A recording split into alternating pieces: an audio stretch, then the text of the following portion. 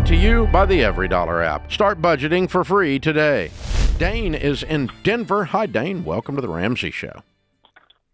Hey, welcome to me. I've always wanted to say this. How are you doing, Mr. Ramsey? Better than I deserve. What's up, man? Hey, yes, I have a really quick question, hopefully. I'm looking to make a lateral move in housing from one house to another. I currently own my home that I live in, and I'm looking to make a slight move, not too far away. And I see it as two different options that I have. I'm trying to avoid getting another mortgage out. I'm trying to avoid moving into a rental temporarily, and I'm trying to avoid storing all my stuff. I'd like to just go from one house to the other. I see it as I can do a sale on contingency, or what about these We Buy Your House services? Are they a scam or not? Well, they're not a scam, but they're buying the home to resell it at a profit, which means they have to buy it from you at below retail. Right. Yeah, the money that I would lose on that would probably pay for the rental for How do you a few know? months, you know? I've done a little bit of research. I know renting is extremely high here, and I do work with a lot of appraisers in the line of work that I do. I'm a land surveyor. Well, I mean, all of this is assuming that you think you know what they're going to offer you. Correct. I've actually reached out. Just you can fill out those forms, email kind of forms, and none of them have responded with a number, which kind of shocking. Makes me a little weary. Yeah, exactly. Yeah. It's because they don't want to scare you to death. They want you to sell them the house. But, dude, I mean, it's usually 80 cents on the dollar, 70 cents on the dollar. Oh, wow. And so it's not a small. It's not like a $2,000 discount or something. I mean, it's a lot. Yeah. You're not desperate, are you?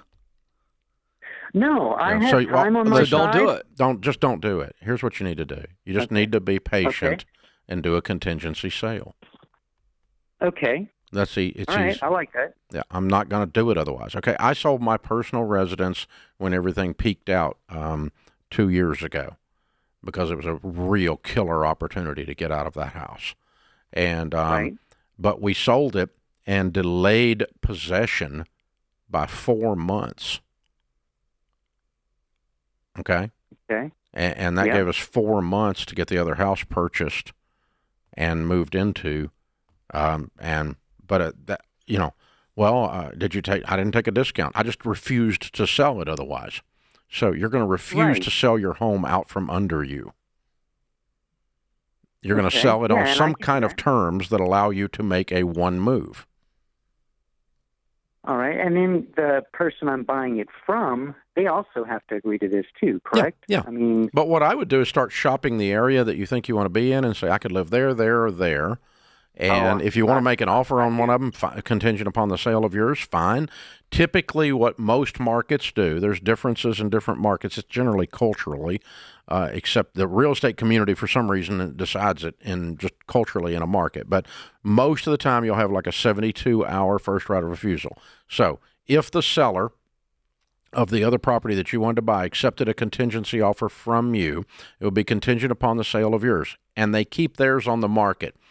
If they get another buyer, you have 72 hours to say, I'll buy it anyway. And you wouldn't do that. You would let them go. Right. Yeah. Okay. Yeah, you're right. I do have time on my side. I'm in no rush. And so until the right deal comes together and the right timing for you to buy the home that you want and move one time with the sale of yours on a contingency sale, you just don't do it. Well, they won't take a contingency contract. Okay, can't buy that house. Yeah. All right, I like this idea, and I can just take my time. It's all out of convenience.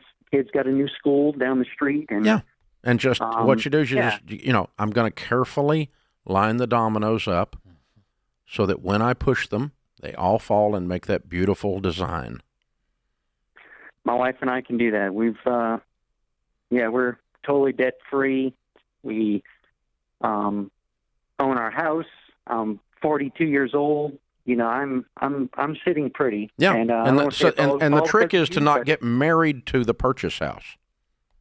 Yeah, yep. There's only one, and if I don't get that one, the whole no, there's lots of houses you can purchase, right? So if you don't get married to a certain house, then you say, I want to move over there, and I like this kind of a property, and whichever one God arranges for this whole domino system to fall, I'll land in that, and I'm going to be happy as a clam.